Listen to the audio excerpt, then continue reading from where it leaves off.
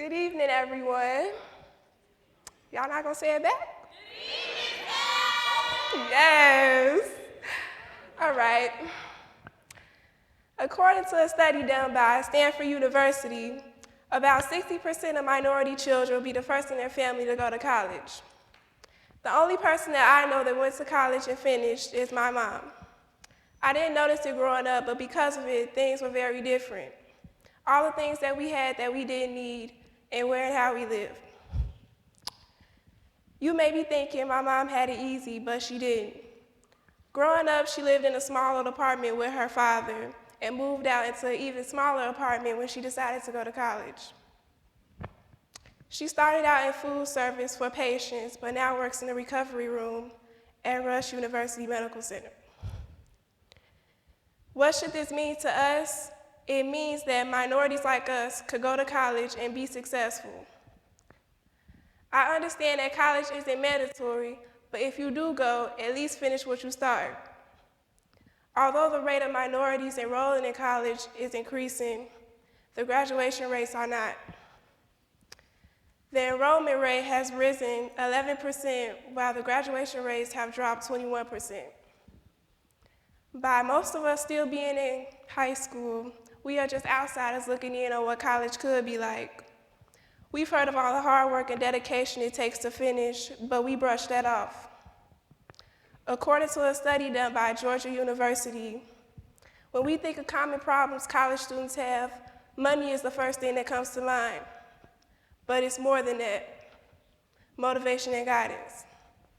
There will always be scholarships and loans, but what about the times where you need a little advice and need a little push? Luckily, organizations like Youth on Their Own are about just that, motivation and guidance.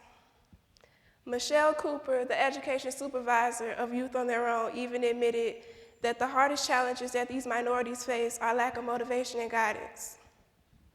All this means is that we need to start reaching out when we need it, especially in college, since most of us will be the first in our family to go. This could put a lot of pressure on someone. Everyone expecting you to go off and do well, when actually you're feeling lost and need some advice. According to a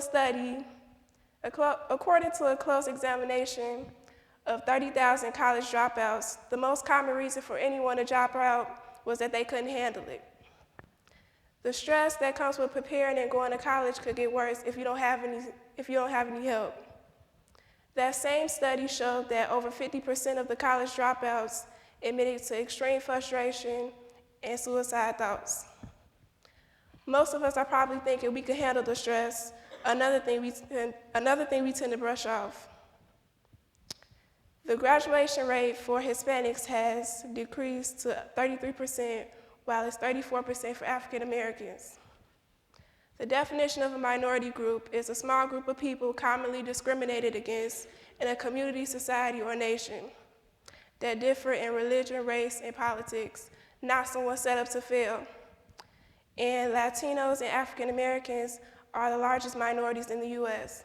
So why are the graduation rates for minorities still much less than any other race? Here at Carver, there are many different minority students. So this means these statistics belong to us.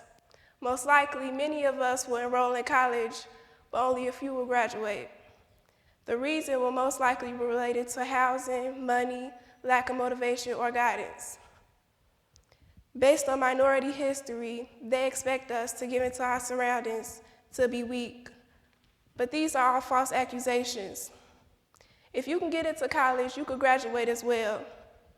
By us being young, we should be able to change our outlook on what it means to go to college and what it means to graduate. Once we get in college, there are many different programs that are here to help you with emotional and financial problems. Of course, college won't be easy, but that's why it's important to reach out to others when you need help. Don't let where you come from hold you back, then graduate. Thank you.